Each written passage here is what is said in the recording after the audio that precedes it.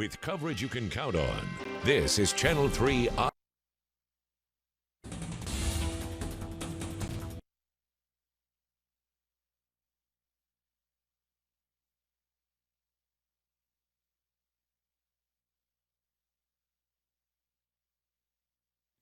Barbara Robinson and her sister Mary Smith spent their Valentine's Day near Dodson Avenue. For them, it's a holiday tradition. I've been selling Valentine baskets out here today.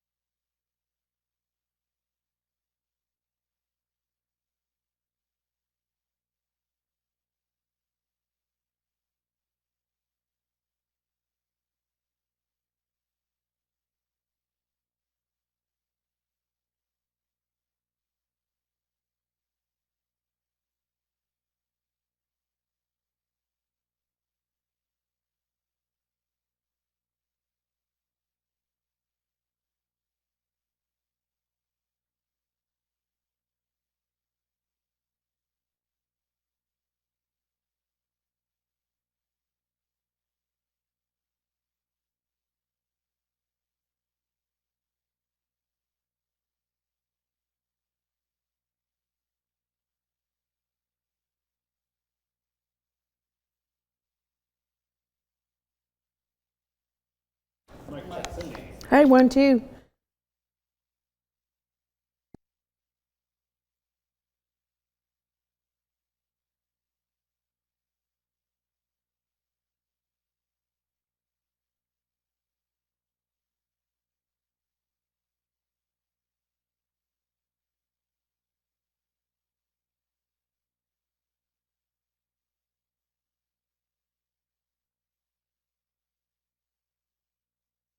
Big Chicago crossover event.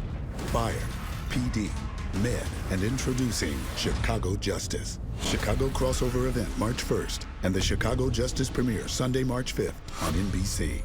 On an all-new Tonight Show starring Jimmy Fallon, Charlie Day drops by. NBC Tonight. with coverage you can count on. This is Channel 3 Eyewitness News at 11. Good evening. Thank you for joining us. I'm Greg Glover. And I'm Cindy Sexton. A vote from the City Council tonight where the police department received the green light from City Council members to purchase new video cameras. 15, in fact, 15 of the cameras will be installed across the city this spring. It's the department's attempt to crack down on crime throughout Chattanooga. New at 11, Channel 3's Kate Smith has reaction from neighbors. Barbara Robinson and her sister Mary Smith spent their Valentine's Day near Dodson Avenue. For them, it's a holiday tradition. I've been selling Valentine baskets out here today. They've lived in Chattanooga most of their lives. They say they've seen plenty of crime in their neighborhoods. It breaks my heart. It's terrible, and I wish it was better. But Chattanooga police want to change all that. They've asked the city council for roughly $250,000 to install cameras and place them in areas with higher crime rates. I have seen things happening that weren't really crime today, but some things that shouldn't have been happening. Video would be live streamed back to the CPD Real-Time Intelligence Center. The video would be recorded and saved for about 30 days. Me, myself, I'm not doing anything that I shouldn't be doing, and I think it would keep crime down a little bit in our area. Danny Clay agrees and says he would feel a lot safer. He thinks the streaming service would hold criminals accountable for their actions. People need to be protected. That's the bottom line. It's all about protection. You know, as long as it's done in a fair and equitable manner, I have no problem with it. The goal is for the cameras to deter crime, capture evidence, and confirm eyewitness testimony. Funerals going on with people that were pretty innocent or people that was just in the wrong place at the wrong time. The cameras are designed to be easily removed, so police could change locations as the crime shifts. Let them keep shifting till they shift out of the city. How about that? If the bad guys are not happy, then I'm happy. You know what I mean? If people are safe. That was Kate Smith reporting the cameras have the ability to zoom, pan, and rotate. Police could also watch the video on their city-issued laptops. Some breaking news to report tonight. An endangered child alert has been issued for two siblings from Middle Tennessee. 4-year-old Liliana Beneke and 2-year-old Ryder Beneke are believed to be with their non-custodial parents, Cody and Danielle Beneke.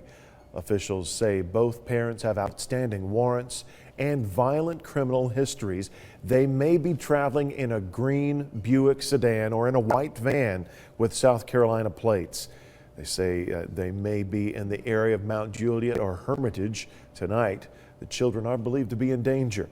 If you've seen the children or their parents, if you're headed to Middle Tennessee tomorrow, keep this number in mind: 1-800-TBI-FIND. The Walker County Sheriff's Office is looking for a man who stole cigarettes and half a gallon of chocolate milk. The deputies say this man broke through the glass door of the Dollar General store in Chickamauga. This happened around 6 in the morning on Saturday. Once inside, they say that he grabbed cigarettes, then some chocolate milk, and he left. Video from the store and other nearby businesses indicate there may be a second person involved. If you know anything about this theft or this person looks vaguely familiar to you, call the Walker County Sheriff's Office. In continuing coverage tonight, a federal jury will be back tomorrow to decide the fate of a Signal Mountain man accused of planning an attack against a Muslim community in New York. 65-year-old Robert Doggett has been on trial since last Monday. Jurors deliberated for 7 hours today before a judge sent them home for the night. Court will reconvene tomorrow morning. As soon as the jury reaches a verdict, we'll be sure to let you know online and on air. Random drug testing is being considered for next school year at Dalton Public Schools for students who participate in extracurricular activities. The push comes after high-profile cases involving 2 football players who were cited for having small amounts of marijuana. If approved, the first phase would create a community partnership to address drug abuse overall in the community. The second phase would involve the random drug testing of students. Final phase would create an assistance program to provide therapeutic resources to any student who is in need. Drivers who travel East Brainerd Road frequently will see a major traffic shift this week. Starting Thursday morning at 9, construction crews will switch traffic lanes on East Brainerd Road between Graysville Road and Morris Hill Road. Crews say they hope to be finished by 3 o'clock that afternoon. After the traffic change is complete, TDOT officials warn everyone to drive slowly to be prepared for a very different traffic pattern. Again, that change is on East Brainerd Road starting Thursday. Cool and dry for your Valentine's Day, but that's likely to change soon. Now let's check in right now with Chief Meteorologist Paul Barris to find out about some rain headed our way. How quickly, Paul? Well, it's almost here. You can see it. It's right here. It's in Marion County, Sequatchie County. It's pushing our way. This is light. This is very light rain, but it's going to start to overspread the entire Tennessee Valley. This is just the beginning of it, though. Further out to the west, the heavier rain, West Tennessee, out in Mississippi, even some thunderstorms in parts of Mississippi. I want to show you Vipercast. This is what Vipercast is predicting. By 4 o'clock in the morning, plenty of rain around the area. Winds out of the north to northeast, so it's going to be cool rain. And then by 7 o'clock in the morning, starts to taper off in the metro area. And by 10 o'clock or so, most of it is all the way past out of the Blue Ridge Mountains. We start to see some clearing into the Cumberland Plateau. We clear off in the afternoon with northwesterly winds. It looks like a fairly cool day. Total amounts of rain out of this, we're thinking maybe about a quarter to a third of an inch of rain, all depending on how much this dissipates before it actually gets here. But I think there's a chance for a quarter to a third of an inch of rain, which is good news. I've got the complete 7-day forecast coming up in just a bit. Thanks, Paul. Before we head to break, a sweet Valentine's Day story for you. School teachers at Dalton Public School asked some of their elementary school students what they think love is. Have a listen. It is something in your heart. About caring and teaching others. Love is when you really strongly like somebody or something. Happiness? Happy.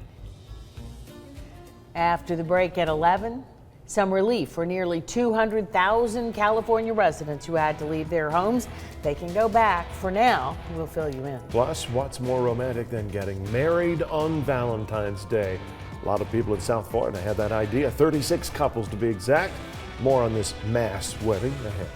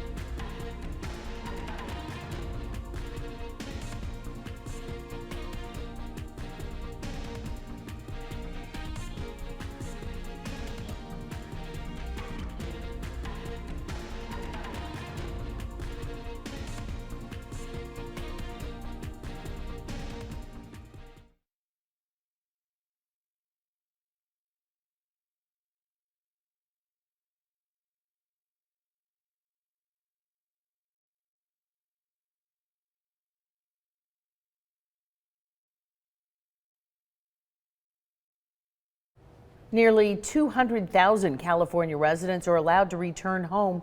State officials lifted the mandatory evacuation orders. Now, the concern is the damaged spillways at the Lake Oroville Dam. Officials say it is safe to change the evacuation order to an evacuation warning. Officials are continuously monitoring the spillway for any potential changes because of the weather, and crews are racing to repair gouges caused by runoff erosion from the swollen lake. President Donald Trump asked for Michael Flynn's resignation as his national security advisor. The explanation came today from White House Press Secretary Sean Spicer during his daily briefing. He repeatedly stated Flynn's departure came after President Trump lost trust in Flynn and that it was not a legal matter. It was also revealed the president had known for several weeks that Flynn had not been truthful about his pre-inaugural conversations with the Russian ambassador.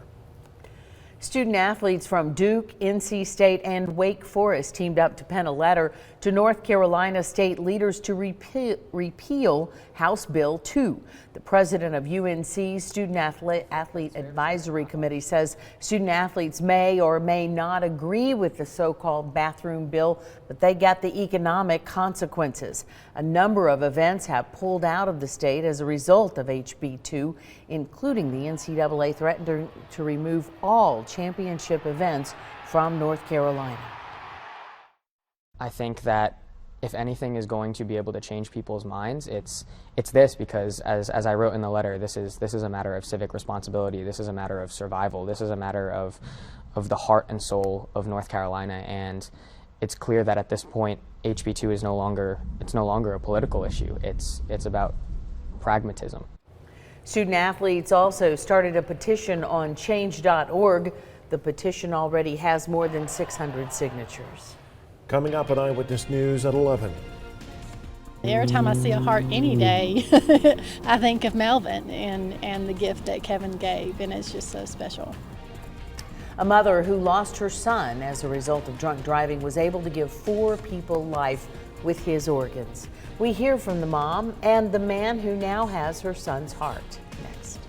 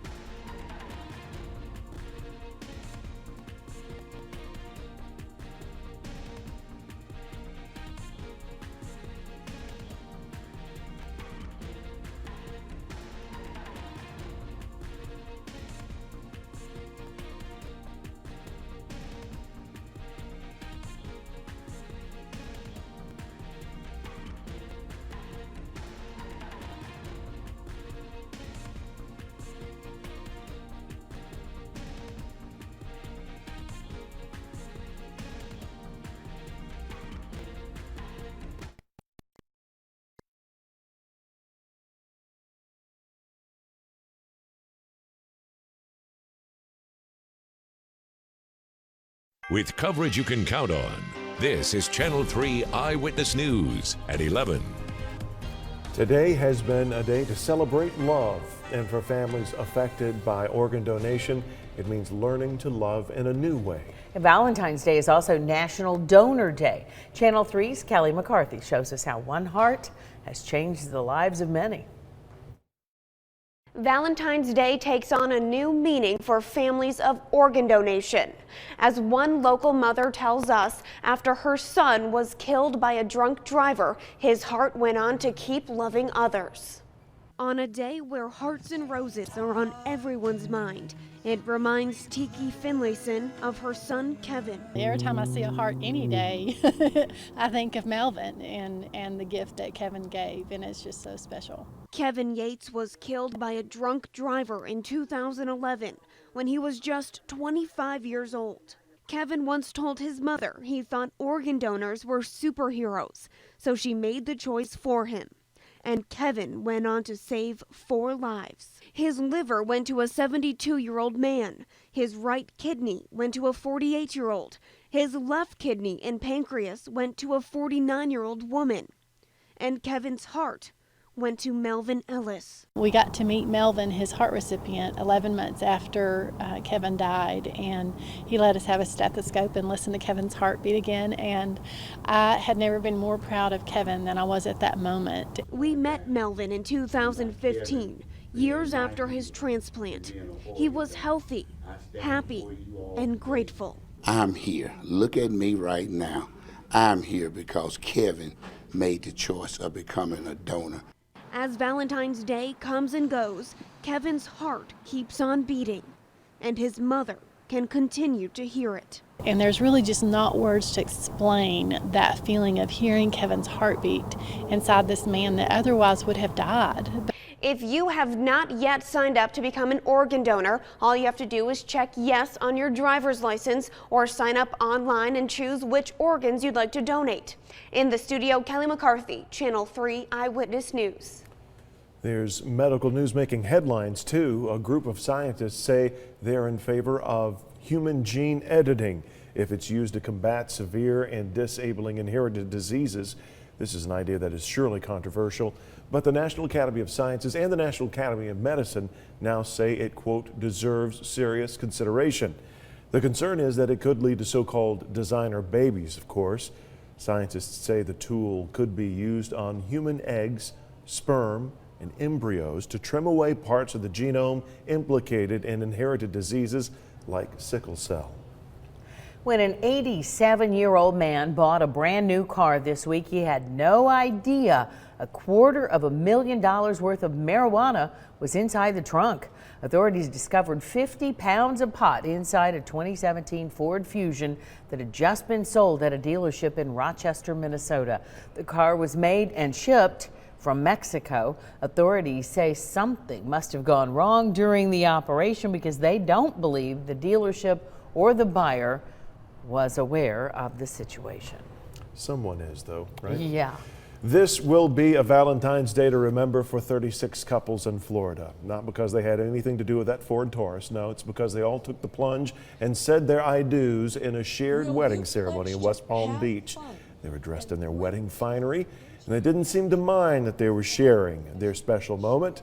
The Palm Beach County Clerk officials officiated the nuptials and waived the usual wedding fees. There's an idea. Starting off on the right foot, saving money, right? After the couples exchanged vows, they received their marriage certificates and were treated to a champagne toast and a reception.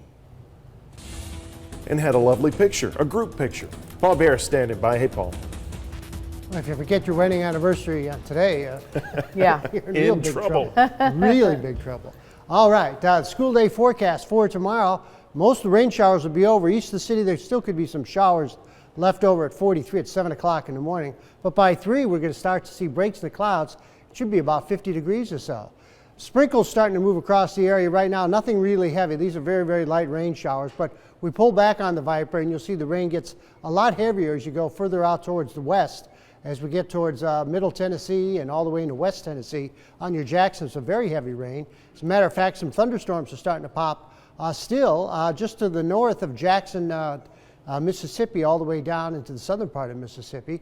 And there could be some thunder and lightning in North Georgia later on tonight, but there's not going to be any severe weather. Here's a cold front, that blue line that's heading our way, and that's going to keep our temperatures from getting too warm for tomorrow. But it's pretty nice right now at 50 in the city, 50 in Cleveland, 50 in Dalton and Fort Payne, 46 Athens, 47 in Murphy. Winds are lighting out of the northwest, 58 and 32, the high and the low for today. No rain yet, but we will get some in the next few hours or so. It should be very light to begin with. These are the highs from the Skywatchers. Just a great day. 66 Calhoun to 64 in Dalton and Chatsworth, 64 in Trenton. We had 50s generally around the metro area, 57 in Ooltewah, 59 Cleveland, 56 in Saudi, Daisy, and Red Bank, while East Ridge and Ringgold had 57. And then we had about 59 into Murphy, lower 50s north of the city from Dayton, 10 miles to Spring City and Athens, about 55 in Pikeville, and only low 50s up into the Cumberland Plateau, while Jasper was about 58. This little wave is going to be moving south of us. You know, normally in the wintertime when this happens, you get a wave to the south of us like this. It creates snow. Well, there's going to be a little bit of snow up near the Tri-City area in the higher elevations, but we're too warm, and we're just going to get some rain out of this, and we see clearing skies very quickly. So by tomorrow afternoon at 5, the sun's out, the winds will be out of the north, they'll be pretty brisk, about 10 to 15 and gusty up to 20, 25. By 7 o'clock in the morning on Thursday, the winds will start shifting out of the southwest into Thursday, and then looks like a lot of sunshine into Thursday, Friday, and more than likely into Saturday we'll start to see the clouds increasing. Here they come right into Saturday morning and Saturday afternoon, and by the latter part of Saturday we could see some showers. But I think, again, about a quarter of an inch of rain is a good bet, quarter to a third of an inch coming up for late tonight and tomorrow. 51 in Scottsboro for that high tomorrow with some morning showers. Mineral Bluff, you'll see some morning showers, and then clearing off with 50. So tonight, 43 with showers and light winds for tomorrow. 54 with some clearing.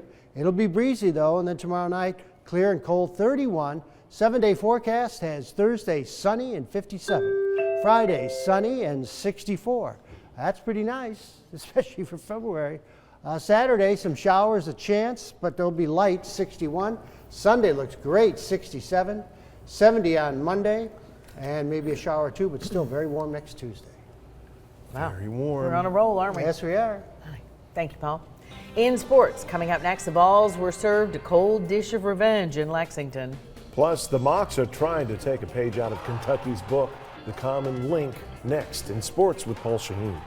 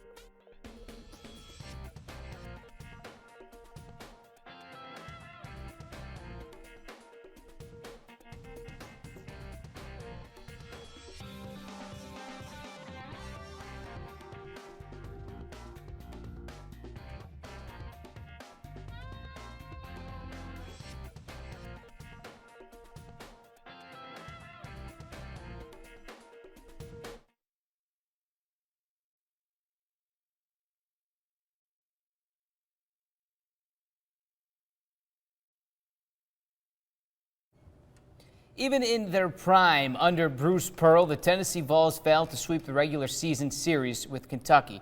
They haven't done it since 1999, partially because the Cats have won their last 9 meetings inside Rupp Arena. A lot on the line tonight as they met in Lexington, and that includes Tennessee's tournament resume, which needs more staple wins. The SEC's co-freshman player of the week was doing his part early on. Grant Williams in the paint, and then Grant Williams from way back. He scored the game's first 5 points. Unfortunately for Williams, Barnes and the Vols, that 5-0 lead was their biggest, and it did not last long at all. Other end, the big forward, Derek Willis, showing that range. Kentucky capping off a 20-7 run. They're up 8, but that run getting better. 20-7 run turns into a 31-8 run. Bang, it was Malik Monk. Boy, he caught fire. 3 more of his. The Vols trailed by 15 at the break. It got worse in the second. Bone, the only Vol in double digits tonight. He had 15. Kentucky just runs away with it, 83-58. Very talented team, top recruits in the country, and, they do a good job of, being fundamentally sound and attacking spaces on the floor, and that's what they did. And tonight we just couldn't stop them from, getting middle drives, and we got sucked in, and they got a lot of kickouts, and they knocked down big shots in the first half and even in the second half. So they took advantage of every opportunity they had tonight. Meanwhile, the Chattanooga Mocs are still trying to perfect a page out of Kentucky's book. Kentucky gets it done with more than 5 capable starters. The Mocs don't have multiple McDonald's All-Americans like the Cats do, but they do have more than 5 starters. And when that's the case, there's a certain level of selflessness that needs to shine. And when it does, well, you've seen how good Kentucky can be, and you've seen how good the Chattanooga Mocs can be. That's what Matt McCall is trying to get on a more consistent basis. To send a message, he used McKenday London a week ago, a player with, as he says, a limitless ceiling. London was benched for the Furman game and limited during the Wofford game. Here's why. You can call it violation of team rules, but these guys got to understand that we're not getting to where we want to get to if you put yourself before the program. You've always got to put our program first and your teammates first, and nothing else comes before that. So we held him out there the Furman game, and I thought he handled himself well with that. And we played him some against Wofford, but our team needs him to be in a really, really good place mentally. I think when he's there and he's engaged, we can go to a different level. They certainly can. Hey, on the women's side, when Jasmine Joyner is engaged, they're on another level. Joyner named Southern Conference Player of the Week today. She paved the way for a late comeback win at ETSU over the weekend with 18 points and 16 rebounds. Yeah, that was her 9th double-double. Those 16 rebounds, a conference high, and she's done it twice this season, the other time against Maine earlier in the year. Whether it was below 40 games 500 or 40 games above 500. Spring training means the same thing for the bad teams and the good things. You get what I'm saying. It's hope. Time will tell if it's false hope, but for now it's the positive stuff. And as the Atlanta Braves report to camp, skipper Brian Snitker is breathing it in. For me, it's legit. I think our club and what we did and what we accomplished last year and how we ended and going into it this year I think it's a legit feeling and the positivity and the wanting to get after it. The Atlanta Braves finished 2016-25 games below 500 at 68-93, but they did finish strong, winning 12 of their final 14 games. Just pitchers and catchers reported to camp today in Orlando. Their first spring training game set for February 25th. Quickly, Sanford Stadium in Athens, Georgia is about to get a major facelift. A $63 million renovation to the west end zone. It includes a new locker room that will exit right onto the field, as you see there. A new room to host recruits and guests on game day, a larger video board, and a new fan-oriented game day plaza. They say it should be ready before kickoff in 2018. And for the second straight year, every single SEC spring football game will be televised. Actually, just 13 of the 14 schools, because Vanderbilt is going away from their annual black and gold game. Instead, they will hold a practice open to the public for free. Georgia, Tennessee, Alabama, all set for April 22nd. That's a Saturday. Georgia at 2, Alabama at 2 as well, and Tennessee at 4 on the SEC network. All 13 dates, times available online right now. Thank you, Paul. I am told, well, there we go. We do have some time left. Well, then let's take a break so we can get over to Paul. Huh? Let's do that. Why not? We'll be right back.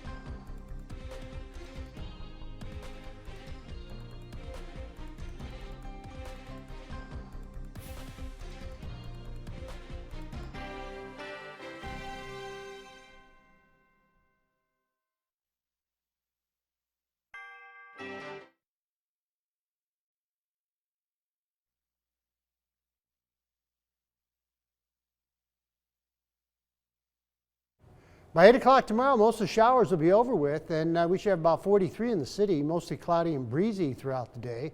Then we'll see a lot of breaks into the afternoon and clear skies for tomorrow night.